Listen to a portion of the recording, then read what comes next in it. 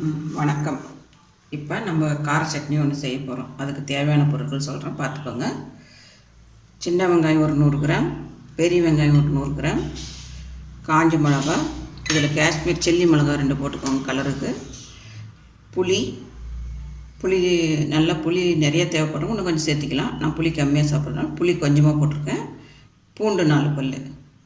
இதை இந்த இன்க்ரீடியன்ட் பூரா வணக்கணும். இப்போ இதுக்கு வணக்கிறதுக்கு கொஞ்சம் ஆயில் விட்டுக்கிறேன்.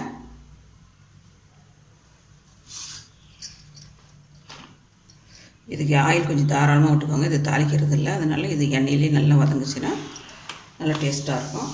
கார சட்னி காரம் நிறைய தூக்கலாக தேவைப்படுறவங்களுக்கு இன்னும் 2 மிளகா கூட சேர்த்திக்கலாம். நான் மிளகா கம்மியாக தான் சேர்த்துருக்குறேன். இப்போ எண்ணெய் காஞ்சிருச்சு. பெரிய வெங்காயம்,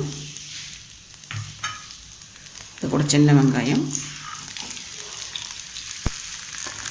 இப்போ இது 2 நல்லா வணக்கணும்.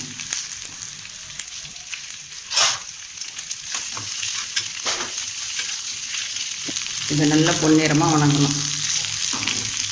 வணங்கிறதுக்கு 2-3 மினிட்ஸ் ஆகும்.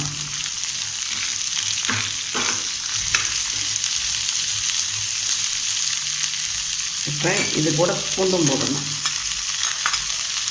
பூண்டு விருப்பம் உள்ளவங்க சேர்த்திக்கலாம், பூண்டு வேணான்றதும் சேர்த்து தேவையில்லை கார சட்னி. எனக்கு பூண்டு போட்டால் கொஞ்சம் டேஸ்ட் பிடிக்கும், அதனால 2 பல் பூண்டு சேர்த்துக்கலாம். பூண்டு போடணும்னு அவசியம் இல்லை. இது நல்லா வணங்கணும்.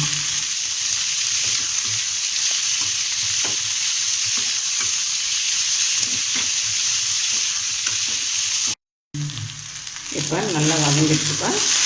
இப்போ வதங்கணுன்னு அது கூட கார சட்னினால இது காரம் நிறைய தான் பண்ணுவேன். காஷ்மீர் சில்லி மிளகா ஒன்று போட்டுருக்கேன், இதுக்கு தேவையான காரம் போட்டுருக்கேன்.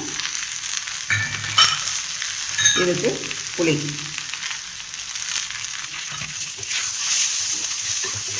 இதையும் நல்லா வதக்கிட்டு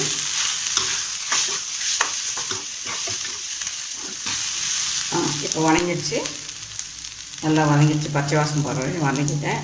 நல்லா வதங்கிடுச்சு. இப்போ ஸ்டவ் ஆஃப் பண்ணிடலாம். இதை ஆற வச்சு மிக்சியில் போட்டு அரைக்கணும். இது ஆறுறதுக்கு 5 மினிட்ஸ் ஆகும். ஆறணும்னா மிக்சியில் போட்டு அரைச்சி எடுத்தால் கார சட்னி வேணும்.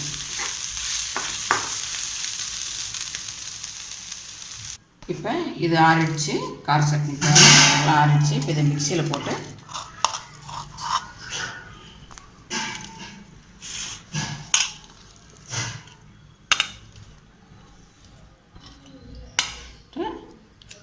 இதுக்கு தேவைக்கான உப்பு போட்டுக்கணும்.